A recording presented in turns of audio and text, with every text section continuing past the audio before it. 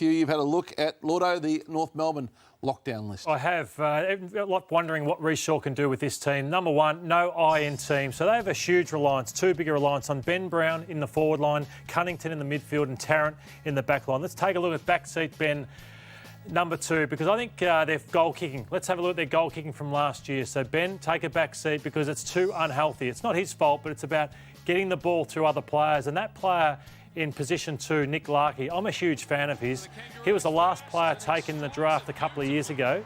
I think he's capable of kicking 50 goals this year, maybe a shortened season not, but the year after I think he can. I think he can do it all. He's a beautiful kick. He's a great mark and he's a really important player for the Kangaroos. So go through him more. The next one, a cunning plan. They've got to have more on the inside than Ben Cunnington. I think it's become so unhealthy, as I just touched on. Let's take a look at this. They're clearance leaders. The golf, it's double, 160 in clearances. And then the next position there, contested possession. Cunnington 343 down to Goldstream 200.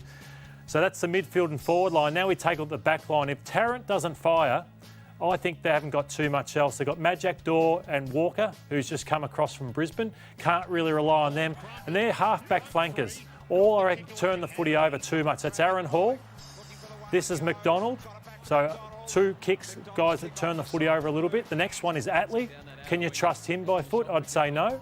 And then you've got the last one here in Pittard, also, who's been let go by Port Adelaide because he doesn't use the ball well enough. So few issues in all areas of the ground for them, but the positive I want to finish with is young Roos hop to it. I think they've got, for the first time in a long time, 5 kids who you can really back in and just get games into and get some A-grade stars back in here. Taron Thomas, Hutchie, you called it nice and early on him.